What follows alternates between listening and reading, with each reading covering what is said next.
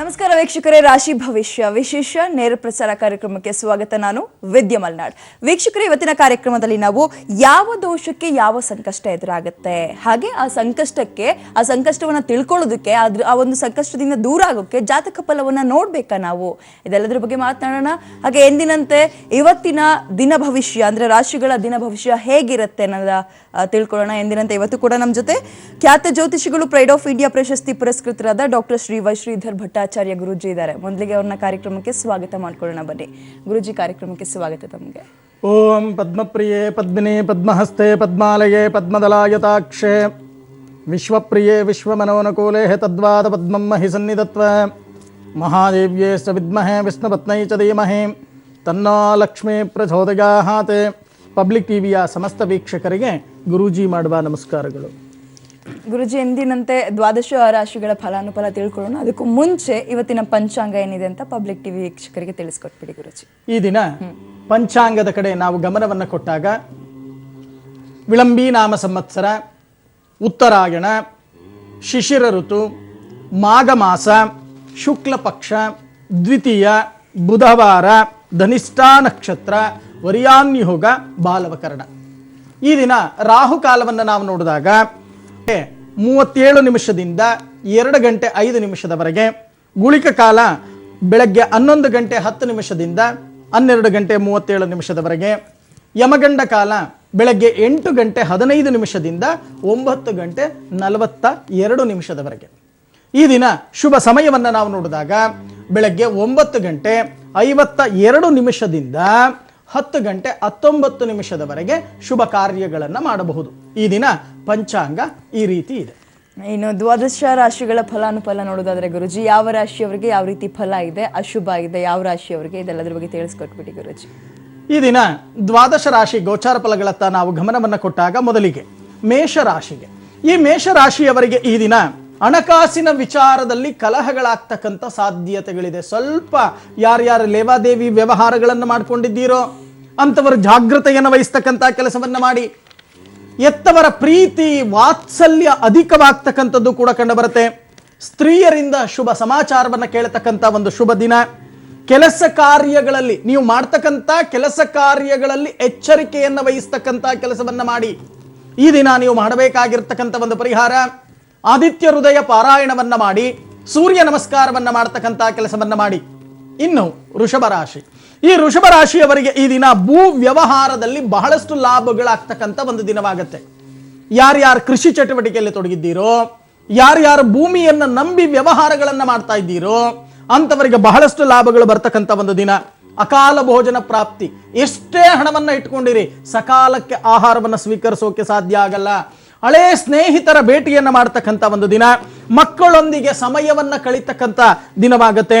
ಈ ದಿನ ನೀವು ಮಾಡಬೇಕಾಗಿರ್ತಕ್ಕಂಥ ಒಂದು ಪರಿಹಾರ, ಓಂ ಶ್ರೀ ರಂಗನಾಥಾಯ ನಮಃ ಈ ಮಂತ್ರವನ್ನ 48 ಬಾರಿ ಜಪವನ್ನ ಮಾಡಿ, ವಿಷ್ಣು ಆಲಯಕ್ಕೆ ಹೋಗಿ ನಾಟಿ ತುಳಸಿಯನ್ನ ಅರ್ಪಣೆಯನ್ನ ಮಾಡಿ, ದೀರ್ಘದಾಂಡ ನಮಸ್ಕಾರವನ್ನ ಮಾಡ್ತಕ್ಕಂಥ ಕೆಲಸವನ್ನ ಮಾಡಿ.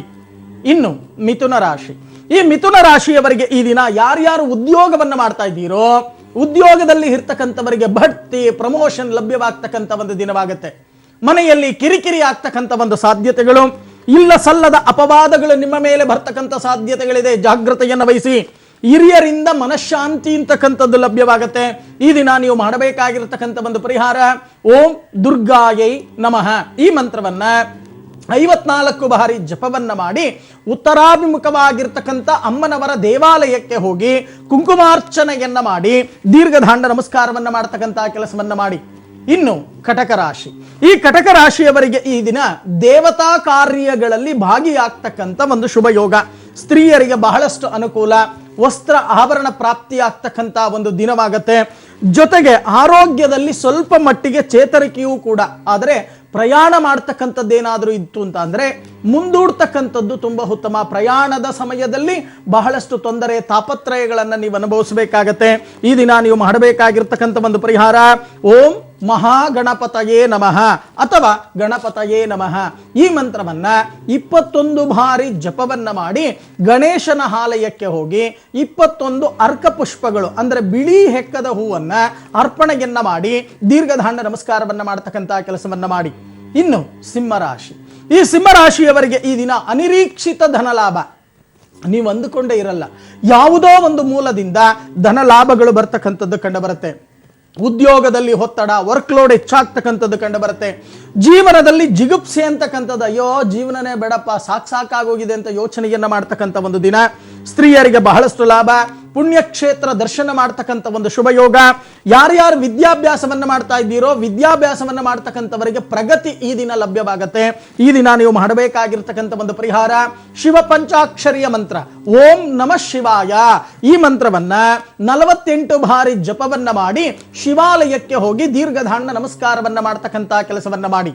ಇನ್ನು ಕನ್ಯಾ ರಾಶಿ, ಈ ಕನ್ಯಾ ರಾಶಿಯವರಿಗೆ ಈ ದಿನ ಪರರಿಂದ ಸಹಾಯವನ್ನ ಪಡಿತಕ್ಕಂಥ ಒಂದು ದಿನವಾಗತ್ತೆ. ಮಾನಸಿಕ ನೆಮ್ಮದಿ ಅಂತಕ್ಕಂಥದ್ದು ಈ ದಿನ ಲಭ್ಯವಾಗತ್ತೆ.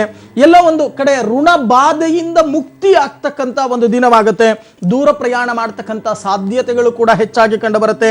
ದಾಂಪತ್ಯದಲ್ಲಿ ಸಂತಸ, ಸಂತೋಷ ಎಲ್ಲವೂ ಕೂಡ ಆವರಿಸ್ಕೊಂಡಿರುತ್ತೆ. ಈ ದಿನ ನೀವು ಮಾಡಬೇಕಾಗಿರ್ತಕ್ಕಂಥ ಒಂದು ಪರಿಹಾರ ಆದಿತ್ಯ ಹೃದಯ ಪಾರಾಯಣವನ್ನ ಮಾಡಿ ಅನಾಥ ಮಕ್ಕಳಿಗೆ ವಸ್ತ್ರದಾನವನ್ನ ಮಾಡ್ತಕ್ಕಂಥ ಕೆಲಸವನ್ನ ಮಾಡಿ. ಇದರಿಂದ ಬಹಳಷ್ಟು ವಿಶೇಷವಾಗಿರ್ತಕ್ಕಂಥ ಫಲ ನಿಮಗೆ ಲಭ್ಯವಾಗುತ್ತೆ. ಏನು ಒಂದಷ್ಟು ಜನ ಕಾಲರ್ಸ್ ರೆಡಿ ಇದ್ದಾರೆ ಗುರುಜಿ, ಮಾತನಾಡಿಸ್ಬಿಡೋಣ. ರಾಮನಗರದಿಂದ ವಿನುತಾ ಅಂತ. ನಮಸ್ತೆ ಮಾ. ತಮ್ಮ ಪ್ರಶ್ನೆ ಕೇಳಿ, ಗುರುಜಿ ಇದ್ದಾರೆ, ಆದ್ರೆ ಸ್ವಲ್ಪ ಜೋರಾಗಿ ಮಾತನಾಡಿ ದಯವಿಟ್ಟು. ಸರಿ ಅಮ್ಮ ನಮಸ್ಕಾರ ತಾಯಿ. ನಮಸ್ಕಾರ ಗುರುಜಿ. ಅಮ್ಮ 1 ರಿಂದ 12ರಲ್ಲಿ ಒಂದು ಸಂಖ್ಯೆ ಹೇಳಿಮ್ಮ. 6. 6. ಯಾರ ಬಗ್ಗೆ ವಿಚಾರ ಮಾಡಬೇಕು? ನನ್ನ ಬಗ್ಗೆನೆ. ಸರಿಮ್ಮ, ನಿಮ್ಮ ಮನೆ ದೇವರು ಯಾವುದು? ನಂಜುಂಡೇಶ್ವರ. ನಂಜುಂಡೇಶ್ವರ. ಏನ್ ಮಾಡ್ಕೊಂಡಿದ್ದೀರಮ್ಮ? ಮನೇಲೆ. ಖಂಡಿತವಾಗಿ ನೋಡೋಣ. ನೀವು ಹೇಳಿರ್ತಕ್ಕಂಥ ಒಂದು ಸಂಖ್ಯೆ ಪ್ರಕಾರ ನಾನು ರಾಶಿ ಪ್ರಶ್ನೆಗೆ ಹೋಗ್ತಾ ಇದ್ದೇನೆ. 1 2 3 4 5 6. 1 2 3 4 5 6 7 8. ಏನ್ ಗುರುಜಿ, ಮನಸ್ಸಿಗೆ ನೆಮ್ಮದಿ ಅಂತಕ್ಕಂಥದ್ದೇ ಇಲ್ಲ. ಚೆನ್ನಾಗಿರೋರು ಕೂಡ ಶತ್ರುಗಳಾಗ್ತಾರೆ. ಯಾರನ್ನ ನಂಬಬೇಕು ಅಂತ ಗೊತ್ತಾಗ್ತಾ ಇಲ್ಲ, ಯಾರನ್ನ ಬಿಡಬೇಕು ಅಂತ ಗೊತ್ತಾಗ್ತಾ ಇಲ್ಲ. ಹಾಗೆ ಅಭಿವೃದ್ಧಿ ಕುಂಠಿತ ಅಂತಕ್ಕಂಥದ್ದಾಗತ್ತೆ. ಅನ್ಕೊಂಡಿದ್ದು ಸರಿಯಾಗಿ ಏನೂ ಆಗ್ತಾ ಇಲ್ಲ. ಯಾಕೆ ಈ ರೀತಿ ಎಲ್ಲ ಆಗ್ತಾ ಇದೆ? ನನ್ನ ಜಾತಕದಲ್ಲಿ ಏನಾದರೂ ದೋಷ ಇದೆಯಾ ಅನ್ನೋ ಪ್ರಶ್ನೆಯನ್ನ ಹಿಡ್ಕೊಂಡು ಕರೆ ಮಾಡಿದ್ದೀರಾ, ಹೌದಾ ಅಥವಾ ಇಲ್ವಾ? ಹೌದು ಗುರುಜಿ. ಯೋಚನೆ ಮಾಡ್ತಕ್ಕಂಥದ್ದು ಬೇಡ. ಮೊದಲು ನೀವು ಮಾಡಬೇಕಾಗಿರ್ತಕ್ಕಂಥ ಕೆಲಸ, ನಿಮ್ಮ ಜಾತಕವನ್ನ ವಿಮರ್ಶೆಯನ್ನ ಮಾಡಿ. ಮನಸ್ಕಾರಕನಾಗಿರ್ತಕ್ಕಂಥ ಚಂದ್ರ ಕೇತುವಿನ ಜೊತೆ ಸಂಯೋಗದಲ್ಲಿ ಬುಧನ ಕ್ಷೇತ್ರದಲ್ಲಿ ಇರೋದ್ರಿಂದಾನೇ ಈ ರೀತಿ ಎಲ್ಲ ಆಗ್ತಕ್ಕಂಥದ್ದು. ಒಂದೊಂದು ಸಾರಿ ತುಂಬ ಚೆನ್ನಾಗಿರ್ತೀರಾ, ಒಂದೊಂದು ಸಾರಿ ಈ ಬೇಡದೇ ಇರತಕ್ಕಂಥದ್ದೆಲ್ಲವನ್ನೂ ಕೂಡ ಯೋಚನೆಯನ್ನು ಮಾಡ್ತಾ ಇರ್ತೀರಾ. ಮೊದಲು ಮನಸ್ಸು ಏಕಾಗ್ರತೆ ಅಂತಕ್ಕಂಥದ್ದು ಬರಬೇಕು, ಆಗ ಏನಾದರೂ ಸಾಧನೆಯನ್ನು ಮಾಡಲಿಕ್ಕೆ ಸಾಧ್ಯ. ಚೆನ್ನಾಗಿ ಅರ್ಥ ಮಾಡ್ಕೊಳ್ಳಿ. ಮೊದಲು ಪ್ರಾತಃ ಕಾಲದಲ್ಲಿ ಧ್ಯಾನವನ್ನು ಮಾಡಿ, ಉದಯ ಸೂರ್ಯನ ನಮಸ್ಕಾರವನ್ನು ಮಾಡ್ತಕ್ಕಂಥ ಕೆಲಸವನ್ನು ಮಾಡಿ. ನಿಮ್ಮ ಹತ್ತಿರದಲ್ಲೇ ಒಂದು ಅಮ್ಮನವರ ದೇವಸ್ಥಾನ ಇದೆ. ಆ ಅಮ್ಮನವರ ದೇವಸ್ಥಾನಕ್ಕೆ ನಂದಾದೀಪಕ್ಕೆ 3 ಬಗೆ ಅಥವಾ 5 ಬಗೆ ಎಣ್ಣೆಯನ್ನ ಗರ್ಭಗುಡಿಯಲ್ಲಿರ್ತಕ್ಕಂಥ ನಂದಾದೀಪಕ್ಕೆ ಹಾಕಿ ಪ್ರಾರ್ಥನೆಯನ್ನ ಮಾಡಿ. ಇರ್ತಕ್ಕಂಥ ಕಷ್ಟ ಕಾರ್ಪಣ್ಯಗಳ ನಿವಾರಣೆಯಾಗತ್ತೆ, ಮನೋವಾಂಚಲ್ಯ ಫಲಸಿದ್ಧಿಯಾಗತ್ತೆ. ಯೋಚನೆ ಮಾಡ್ತಕ್ಕಂಥದ್ದು ಬೇಡ. ಒಳ್ಳೇದಾಗ್ಲಿ ತಾಯಿ. ಧನ್ಯವಾದಗಳು ವಿನುತಾ ಅವರೇ ಕರೆ ಮಾಡೋದಕ್ಕೆ. ಮತ್ತೊಬ್ರು ಕಾಲರ್ ರೆಡಿ ಇದ್ದಾರೆ, ಶಿವಮೊಗ್ಗದಿಂದ ರುದ್ರಮ್ಮ ಅಂತ. ನಮಸ್ತೆ. ನಮಸ್ತೆ ಮೇಡಮ್. ರುದ್ರಪ್ಪ ಅವರೇ ನಮಸ್ತೆ. ತಮ್ಮ ಸಮಸ್ಯೆ ಏನಿದೆ ಕೇಳಿ, ಗುರುಜಿ ಇದ್ದಾರೆ. Okay madam. ರುದ್ರಪ್ಪ ಅವರೇ ನಮಸ್ಕಾರ. ನಮಸ್ಕಾರ. 1 ರಿಂದ 12ರಲ್ಲಿ ಒಂದು ಸಂಖ್ಯೆ ಹೇಳಿಪ್ಪ. 11 ಗುರುಜಿ. 11. ಏನ್ ಮಾಡ್ಕೊಂಡಿದ್ದೀರಾ? ಗುರುಜಿ ನಾವು ಇಲ್ಲೇ ಒಂದು ಪ್ರೈವೇಟ್ ಕಂಪ್ನಿಯಲ್ಲಿ ಕೆಲಸ ಸರಿ, ಮಾಡ್ತೀವಿ. ನಿಮ್ಮ ಮನೆ ದೇವ್ರು ಯಾವ್ದಪ್ಪ? ಸ್ವಂತ ಊರು ಶಿವಮೊಗ್ಗ ಜಿಲ್ಲೆ ಕುರುಬು ಇಟ್ಲಾಪುರ ಅಂತಂದು ಹೇಳ್ಬಿಟ್ಟು ಗುರುಜಿ. ಸರಿ, ನಿಮ್ಮ ಮನೆ ದೇವ್ರು ಯಾವುದು? ಕುಲದೇವತೆ? ಲಕ್ಷ್ಮೀ ರಂಗನಾಥ ಸ್ವಾಮಿ ಗುರುಜಿ. ಲಕ್ಷ್ಮೀ ರಂಗನಾಥ ಸ್ವಾಮಿ. ನೋಡೋಣ, ನೀವು ಹೇಳಿರ್ತಕ್ಕಂಥ ಒಂದು ಸಂಖ್ಯೆ ಪ್ರಕಾರ ನಾನು ತಾಳೆಗರಿ ಪ್ರಶ್ನೆಗೆ ಹೋಗ್ತಾ ಇದ್ದೇನೆ. ನೋಡೋಣ ತಾಳೆಗರಿ ಪ್ರಶ್ನೆ ಏನು ಹೇಳುತ್ತೆ.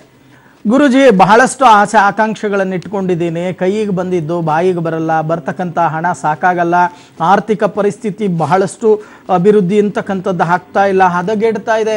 ಏನು ಮಾಡಬೇಕು ಅಂತಕ್ಕಂಥದ್ದು ಗೊತ್ತಾಗ್ತಾ ಇಲ್ಲ. ಜೊತೆಗೆ ಮಾನಸಿಕವಾಗಿ ವೇದನೆಗಳು ಅಂತಕ್ಕಂಥದ್ದು ಆಗಾಗ ಸೃಷ್ಟಿಯಾಗತ್ತೆ. ಏನು ದೇವರ ಮಾಯೆಯೋ ಗ್ರಹಗಳ ಕಾಟವೋ ಅನ್ನೋ ಪ್ರಶ್ನೆಯನ್ನ ಹಿಡ್ಕೊಂಡು ಕರೆ ಮಾಡಿದ್ದೀರಾ, ಹೌದಾ? ಹೌದು ಗುರುಜಿ. ಹೌದು ಗುರುಜಿ. ಮೊದಲು ನೀವು ಮಾಡಬೇಕಾಗಿರ್ತಕ್ಕಂಥ ಕೆಲಸ ಇಷ್ಟೇ. ವ್ಯವಸ್ಥಿತವಾಗಿ ನಿಮ್ಮ ಶಿವಮೊಗ್ಗದಿಂದ ಕರೆ ಮಾಡ್ತಾ ಇದ್ದೀರಾ. ಶಿವಮೊಗ್ಗದಲ್ಲಿ ಪುರಾತನವಾಗಿರ್ತಕ್ಕಂಥ ದಕ್ಷಿಣಾಭಿಮುಖವಾಗಿರ್ತಕ್ಕಂಥ ಒಂದು ಆಂಜನೇಯನ ದೇವಾಲಯ ಇದೆ. ಆ ದೇವಾಲಯ ಎಲ್ಲಿದೆ ಅಂತಕ್ಕಂಥದ್ದನ್ನು ಹುಡುಕಿ. ಪುರಾತನವಾಗಿರ್ತಕ್ಕಂಥದ್ದು ಅಂತ ಒಂದು ದೇವಾಲಯಕ್ಕೆ ನೀವು ಪ್ರತಿ ಶನಿವಾರ ನಾಟಿ ತುಳಸಿಯನ್ನು ತಗೊಂಡೋಗಿ ನಾಟಿ ತುಳಸಿಯನ್ನು ಅರ್ಪಣೆಯನ್ನು ಮಾಡಿ ಸಿಂಧೂರ ಧಾರಣೆಯನ್ನು ಮಾಡಿ ವ್ಯವಸ್ಥಿತವಾಗಿ ಆ ಹನುಮನನ್ನ ಭಕ್ತಿಯಿಂದ ಪ್ರಾರ್ಥನೆಯನ್ನು ಮಾಡಿ ಬನ್ನಿ. ನಿಮ್ಮಲ್ಲಿ ಇರ್ತಕ್ಕಂಥ ದೋಷಗಳೆಲ್ಲವೂ ಕೂಡ ದೋಷ ಪ್ರಮಾಣ ಕಮ್ಮಿ ಆಗ್ತಕ್ಕಂಥ ಸಾಧ್ಯತೆಗಳು ಹೆಚ್ಚಾಗಿ ಕಂಡು ಬರುತ್ತೆ. ಆಗ ನಿಮ್ಮ ಮನೋವಾಂಚಲ್ಯ ಅಂದರೆ ನೀವೇನು ಅಂದುಕೊಂಡಿರ್ತೀರೋ ಅದು ಹಂತ ಹಂತವಾಗಿ ಅಭಿವೃದ್ಧಿಯತ್ತ ಬರುತ್ತೆ. ಈ ರೀತಿ ಮಾಡಿ ಯೋಚನೆ ಮಾಡ್ತಕ್ಕಂಥದ್ದು ಬೇಡ. ಒಳ್ಳೇದಾಗ್ಲಿಪ್ಪ. ಓಕೆ, ಧನ್ಯವಾದಗಳು ರುದ್ರಪ್ಪ ಅವರೇ ಕರೆ ಮಾಡಿದಕ್ಕೆ. ಗುರುಜಿ, ಒಂದು ವಿರಾಮವನ್ನು ತಗೋಬಿಡೋಣ ಈಗ. ಗುರುಜಿ ಇದ್ದಾರೆ, ಬನ್ನಿ ಹಾಗಾದ್ರೆ ಉಳಿದಂತಹ 6 ರಾಶಿಗಳ ಫಲ ಇವತ್ತು ಹೇಗಿದೆ ತಿಳ್ಕೊಳ್ಳೋಣ. ಗುರುಜಿ, ಉಳಿದಂತಹ 6 ರಾಶಿಗಳ ಫಲವನ್ನು ತಿಳಿಸ್ಕೊಟ್ಬಿಡಿ ಗುರುಜಿ. ಇನ್ನು ತುಲಾರಾಶಿ. ಈ ತುಲಾರಾಶಿಯವರಿಗೆ ಈ ದಿನ ಯತ್ನ ಕಾರ್ಯಗಳಲ್ಲಿ ವಿಳಂಬ, ವಿಘ್ನಗಳನ್ನು ಅನುಭವಿಸಬೇಕಾಗತ್ತೆ. ಆತ್ಮೀಯರೊಂದಿಗೆ ಕಲಹಗಳನ್ನು ಮಾಡ್ಕೋಬೇಕಾಗತ್ತೆ. ಕಲಹಗಳನ್ನು ಮಾಡ್ಕೋಬೇಡಿ, ಅದರಿಂದ ಯಾವುದೇ ಪ್ರಯೋಜನ ಇಲ್ಲ. ಅಲ್ಪ ಲಾಭ, ಶತ್ರು ಬಾಧೆ, ಶತ್ರುಗಳು ಮಾಡ್ತಕ್ಕಂಥ ಷಡ್ಯಂತ್ರಕ್ಕೆ ನೀವು ಬೀಳಬೇಕಾಗತ್ತೆ. ಜಾಗ್ರತೆಯನ್ನು ವಹಿಸಿ. ಶ್ರಮಕ್ಕೆ ತಕ್ಕ ಫಲ, ನೀವೆಷ್ಟು ಶ್ರಮವನ್ನು ಪಡ್ತೀರೋ ಅಷ್ಟೇ ಫಲವನ್ನು ನೀವು ಅನುಭವಿಸ್ತೀರಾ. ಈ ದಿನ ನೀವು ಮಾಡಬೇಕಾಗಿರ್ತಕ್ಕಂಥ ಒಂದು ಪರಿಹಾರ, ವಿಷ್ಣು ಸಹಸ್ರನಾಮ ಪಾರಾಯಣವನ್ನು ಮಾಡಿ ಶ್ರೀಮನ್ನಾರಾಯಣನಿಗೆ ನಾಟಿ ತುಳಸಿಯನ್ನ ಅರ್ಪಣೆಯನ್ನ ಮಾಡಿ ದೀರ್ಘದಾಂಡ ನಮಸ್ಕಾರವನ್ನ ಮಾಡ್ತಕ್ಕಂಥ ಕೆಲಸವನ್ನ ಮಾಡಿ. ಇನ್ನು ವೃಶ್ಚಿಕ ರಾಶಿ. ಈ ವೃಶ್ಚಿಕ ರಾಶಿಯವರಿಗೆ ಈ ದಿನ ಅಲ್ಪ ಕಾರ್ಯ ಸಿದ್ಧಿ ಆಗ್ತಕ್ಕಂಥ ಒಂದು ದಿನ. ಎಷ್ಟೇ ಕಷ್ಟಪಟ್ಟರೂ ಸಹಿತ ನೀವು ಪ್ರಯತ್ನ ಪಡ್ತಕ್ಕಂಥದ್ದು ಸ್ವಲ್ಪ ಮಾತ್ರ ಸಿದ್ಧಿಯಾಗತ್ತೆ. ಶರೀರದಲ್ಲಿ ಏನೋ ಒಂದು ರೀತಿಯ ತಳಮಳ, ದಾಂಪತ್ಯದಲ್ಲಿ ಪ್ರೀತಿ ವಾತ್ಸಲ್ಯ ಅಧಿಕವಾಗ್ತಕ್ಕಂಥ ಒಂದು ದಿನವಾಗತ್ತೆ. ಯಾರ್ಯಾರು ಕೃಷಿ ಚಟುವಟಿಕೆಯಲ್ಲಿ ತೊಡಗಿದ್ದೀರೋ ಅಂಥವರಿಗೆ ಸ್ವಲ್ಪ ನಷ್ಟಗಳಾಗ್ತಕ್ಕಂಥ ಸಾಧ್ಯತೆಗಳಿದೆ. ಜಾಗ್ರತೆಯನ್ನು ವಹಿಸಿ. ಕಾರ್ಯ ಬದಲಾವಣೆಯನ್ನ ಮಾಡಲಿಕ್ಕೆ ಮುಂದಾಗ್ತೀರಾ. ಯತ್ನ ಕಾರ್ಯಗಳಲ್ಲಿ ನಿಧಾನ ಅಂತಕ್ಕಂಥದ್ದು ಕಂಡು ಬರುತ್ತೆ.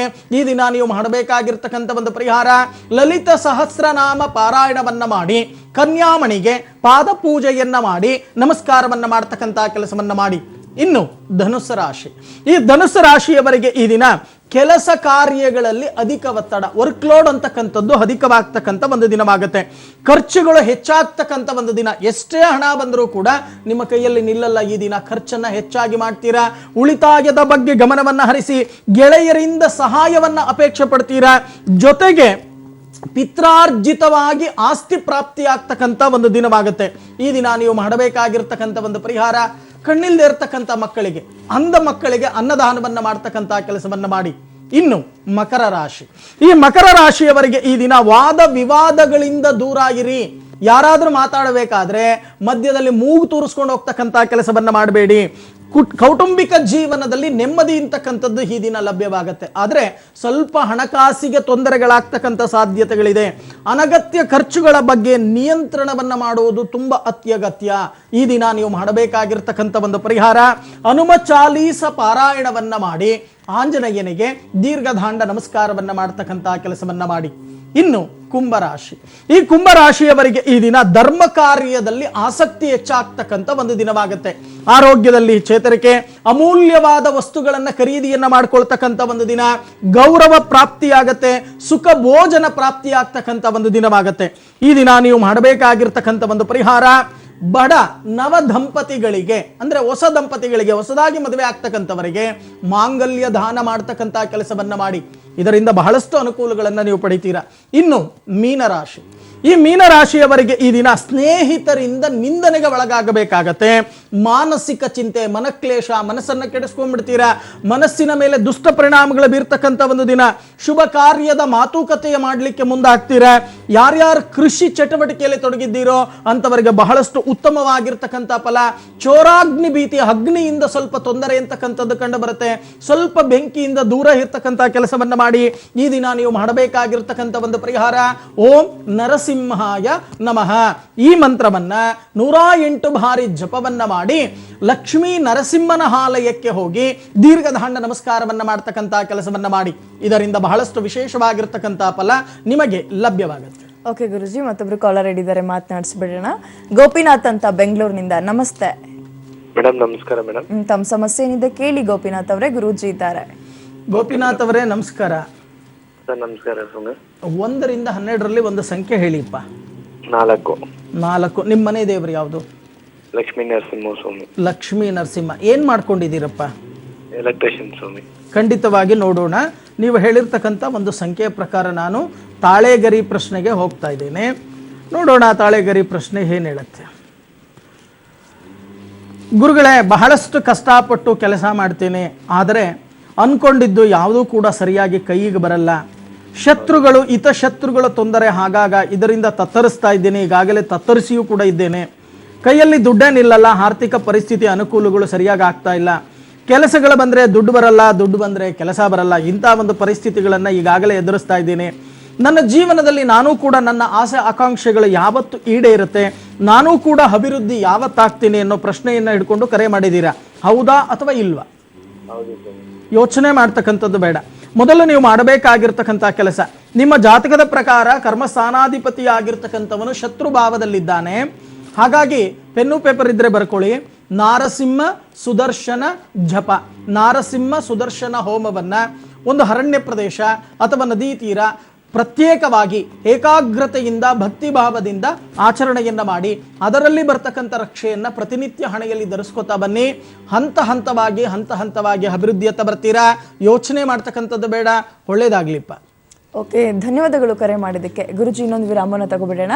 ವೀಕ್ಷಕರಿಗೆ ಇನ್ನೊಂದು ವಿರಾಮ ತಗೊಳ್ಳೋಣ. ವಿರಾಮ ಆದ ನಂತರ ಈಗ ಆ ದೋಷ ಈ ದೋಷ ಅಂತ ಮಾತನಾಡ್ತಿರ್ತಾರೆ. ಆ ದೋಷಗಳಿಗೆ ಏನ್ ಪರಿಹಾರ, ಹಾಗೆ ಜಾತಕ ಫಲವನ್ನ ನೋಡೋದ್ರಿಂದ ಆ ದೋಷದಲ್ಲಿರುವಂತಹ ಸಂಕಷ್ಟಗಳು ಪರಿಹಾರವಾಗುತ್ತೆ, ಅದೆಲ್ಲದ್ರ ಬಗ್ಗೆ ತಿಳ್ಕೊಳ್ಳೋಣ ವೀಕ್ಷಕರೇ. ಹಾಗಾದ್ರೆ ಬನ್ನಿ, ಯಾವ ದೋಷಗಳಿಗೆ ಯಾವ್ಯಾವ ಸಂಕಷ್ಟಗಳು ಎದುರಾಗುತ್ತೆ ಗುರುಜಿ ಇದರ ಕೇಳ್ಕೊಂಡು ತಿಳಿಯೋಣ.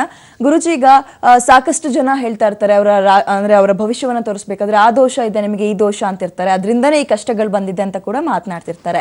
ಯಾವ ದೋಷಗಳಿಗೆ ಯಾವ ಸಂಕಷ್ಟ ಬರುತ್ತೆ, ಹಾಗೆ ಆ ಸಂಕಷ್ಟವನ್ನ ತಿಳ್ಕೊಳ್ಳೋದಕ್ಕೆ ಜಾತಕ ಫಲವನ್ನ ನೋಡ್ಬೇಕಾ ನಾವು? ಖಂಡಿತವಾಗಿ.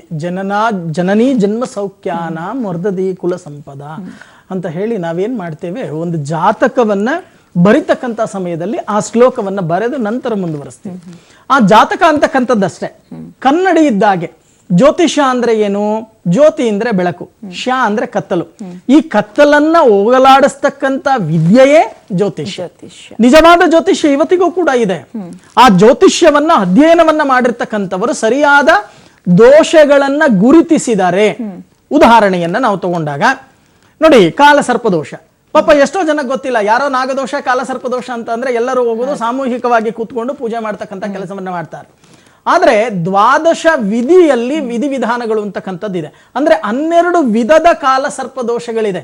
ನಾವು ಅರ್ಥ ಮಾಡ್ಕೋಬೇಕು. ಅನಂತನಾಮಕ, ಕುಳಿಕ, ಹೀಗೆ ಕಾರ್ಕೋಟಕ, ತಕ್ಷಕ, ಪದ್ಮಕಾಲ, ಮಹಾಪದ್ಮ, ಶಂಖಚೂಡ, ಘಟಕಾಲ, ಹೀಗೆ 12 ವಿಧವಾದ ಕಾಲಸರ್ಪ ದೋಷಗಳಿದೆ. ಒಂದೊಂದು ಕಾಲಸರ್ಪ ದೋಷಗಳಿಗೂ ಕೂಡ ಒಂದೊಂದು ಪರಿಹಾರಗಳು ಅಂತಕ್ಕಂಥದ್ದಿದೆ.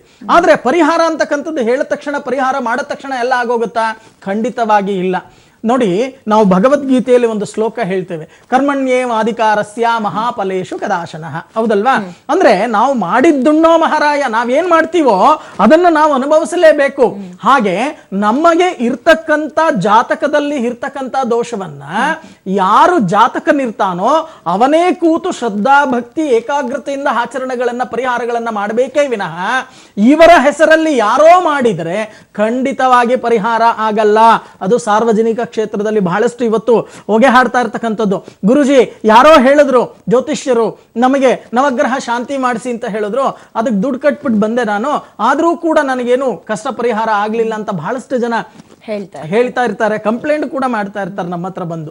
ಅದಕ್ಕೆ ನಾನು ಹೇಳೋದು, ಜಾತಕದ ವಿಚಾರವನ್ನ ನಾವು ನೋಡಿದಾಗ ಇಲ್ಲೇನಾಗತ್ತೆ, ವ್ಯವಸ್ಥಿತವಾಗಿ ಕೆಲವರೇನ್ ಮಾಡ್ತಾರೆ, ಪಿತೃದೋಷ ಅಂತ ಹೇಳ್ತಾರೆ, ಮತ್ತೆ ಸ್ತ್ರೀ ದೋಷ ಅಂತ ಹೇಳ್ತಾರೆ. ಅದಕ್ಕೆ ನೋಡಿ, ಈ ಸ್ತ್ರೀ ದೋಷ ಅಂತಕ್ಕಂಥದ್ದು ಇದೆಯಲ್ಲ, ಇದು ಮಹಾನ್ ದೊಡ್ಡ ಬಾಂಬ್ ಇದ್ದಾಗೆ. ಹೇಗೆ ಅಂತಂದ್ರೆ, ಯಾವತ್ತೂ ಅಷ್ಟೇ ಆ ಶಕ್ತಿ ಸ್ವರೂಪಿಣಿಯಾಗಿರ್ತಕ್ಕಂಥ ಸ್ತ್ರೀಯನ್ನ ಗೋಳುಕೊಂಡಿರ್ತಕ್ಕಂಥದ್ದು ಹಿಂದೆ ಅವರಿಗೆ ತೊಂದರೆ ಕೊಟ್ಟಿರ್ತಕ್ಕಂಥದ್ದು, ಅಥವಾ ಅವರ ಆಸ್ತಿಪಾಸ್ತಿಗಳನ್ನ ಲಪಟಾಯಿಸಿರ್ತಕ್ಕಂಥದ್ದು, ಇಂಥ ಒಂದು ಪರಿಸ್ಥಿತಿಗಳನ್ನ ಅವರು ಮಾಡಿದ್ರೆ ಜೀವನದಲ್ಲಿ ಏನಾಗತ್ತೆ, ಸ್ತ್ರೀ ದೋಷ ಅಂತಕ್ಕಂಥದ್ದು ಬರುತ್ತೆ. ದರಿದ್ರತನ ಜೊತೆಗೆ ಆರೋಗ್ಯದಲ್ಲಿ ಹೇರುಪೇರು ನೀವು ನೋಡಬಹುದು. ಈ ಜೀವನದಲ್ಲಿ ಬಾಲ್ಯ, ಯೌವನ, ಕೌಮಾರ್ಯ, ವೃದ್ಧಾಪ್ಯ, ಈ ವೃದ್ಧಾಪ್ಯದಲ್ಲಿ ಇಲ್ಲದೆ ಇರತಕ್ಕಂಥ ರೋಗಗಳ ಆವಾಹನೆಯಾಗತ್ತೆ. ಬಾಲ್ಯದಲ್ಲಿ, ಯೌವನದಲ್ಲಿ ಮತ್ತೆ ಕೌಮಾರ್ಯದಲ್ಲಿ ಮಾಡಬಾರದ ಪಾಪಗಳನ್ನ ಮಾಡ್ಬಿಟ್ಟಿರ್ತಾರೆ. ಆದರೆ ಇಲ್ಲೇನಾಗತ್ತೆ, ಆ ಅಂತ್ಯಕಾಲದಲ್ಲಿ ರೋಗಗಳಿಂದ ನರಳಿ ನಾನಾ ರೀತಿಯ ಸಮಸ್ಯೆಗಳನ್ನು ಅನುಭವಿಸಬೇಕಾಗತ್ತೆ. ಹಾಗೆ ಜಾತಕ ಅಂತಕ್ಕಂಥದ್ದು ಏನಿದೆಯೋ, ಜಾತಕದಲ್ಲಿ ನಿಜವಾಗಿಯೂ ಕೂಡ ದೋಷಗಳನ್ನು ಗುರುತಿಸಬಹುದು. ಯಾಕೆ ಅಂತ ಅಂದ್ರೆ, ನವಗ್ರಹಗಳನ್ನ ನಾವು ಒಂದೊಂದು ರಾಶಿಗೆ ಅಧಿಪತಿಗಳು ಅಂತ ನಾವು ಹೇಳ್ತೀವಿ. ಆ ನವಗ್ರಹಗಳನ್ನ ಒಂದೊಂದು ಕಾರಕಗಳು ಅಂತ ಕೂಡ ಕರಿತೇವೆ. ಅಂದ್ರೆ ಉದಾಹರಣೆಯನ್ನ ನಾವು ತಗೊಂಡಾಗ ಗುರು ನೋಡಿ ವಿದ್ಯಾಕಾರಕ, ಶುಕ್ರ ಧನಕಾರಕ, ಜೊತೆಗೆ ಶನಿಯನ್ನ ನ್ಯಾಯಕಾರಕ ಅಂತ ನಾವು ಕರಿತೇವೆ. ಹಾಗೆ ಆಯಾ ಕಾರಕಗಳು ಅಂತಕ್ಕಂಥದ್ದು ಏನಿದೆಯೋ ಅಂತ ಒಂದು ಕಾರಕಗಳಿಗೆ ಅನುಗುಣವಾಗಿ ಜೀವನ ಅಂತಕ್ಕಂಥದ್ದು ಜಾತಕದಲ್ಲಿ ಇರ್ತಕ್ಕಂಥ ಒಂದು ಪರಿಸ್ಥಿತಿ. ಹಾಗೆ ಚೆನ್ನಾಗಿ ಜಾತಕಗಳನ್ನ ನೋಡ್ಕೊಳ್ಳಿ. ನಿಮಗೆಲ್ಲರಿಗೂ ಕೂಡ ನವಗ್ರಹಗಳ ಅನುಗ್ರಹ ಪ್ರಾಪ್ತಿಯಾಗಲಿ, ಸುಖ ಜೀವನ ಪ್ರಾಪ್ತಿಯಾಗಲಿ ಅಂತ ಹೇಳಿ ನಾನು ಕೂಡ ನವಗ್ರಹಗಳನ್ನ ಪ್ರಾರ್ಥನೆಯನ್ನು ಮಾಡ್ತೀನಿ. ಎಸ್, ಓಕೆ ಗುರುಜಿ, ಇವತ್ತಿನ ಕಾರ್ಯಕ್ರಮದಲ್ಲಿ ಎಂದಿನಂತೆ ರಾಶಿಗಳ ಫಲದ ಜೊತೆಗೆ ದೋಷಗಳಿದ್ರೆ ಯಾವ ರೀತಿ ಪರಿಹಾರ ಮಾಡ್ಕೊಳ್ಬೇಕು, ಹುಡುಕೊಳ್ಬೇಕು, ಇದೆಲ್ಲದ್ರ ಬಗ್ಗೆ ತಿಳಿಸ್ಕೊಟ್ರಿ. ಧನ್ಯವಾದ ತಮಗೆ. ಸರ್ವೇ ಜನ ಸುಖಿನೋ ಭವಂತು, ಸಮಸ್ತ ಸನ್ಮಂಗಳಾನಿ ಭವಂತು. ಇನ್ನು ವೀಕ್ಷಕರೇ, ಗುರೂಜಿಗಳನ್ನ ನೇರ ಸಂಪರ್ಕ ಮಾಡಬೇಕು ಅಂದ್ರೆ ಅಡ್ರೆಸ್ ಹೀಗಿರುತ್ತೆ: ಶ್ರೀ ಸಿದ್ಧಿವಿನಾಯಕ ಜ್ಯೋತಿಷ್ಯ ಕೇಂದ್ರ, 202/2 HBR 5ನೇ block, telecom layout, KEB office ಹತ್ತಿರ, ನಾಗವರ ರಿಂಗ್ ರಸ್ತೆ, ಬೆಂಗಳೂರು 43. ಏನು ಫೋನ್ ಮಾಡುವ ಸಂಖ್ಯೆ ಹೇಗಿರುತ್ತೆ: 997222530004. ಮತ್ತೊಂದು ನಂಬರ್ 997222530005. Website ಹೀಗಿರುತ್ತೆ: www.astrabrahma.net, www.astrabrahma.co.in. ಇದಾಗಿತ್ತು ಇವತ್ತಿನ ರಾಶಿ ಭವಿಷ್ಯ.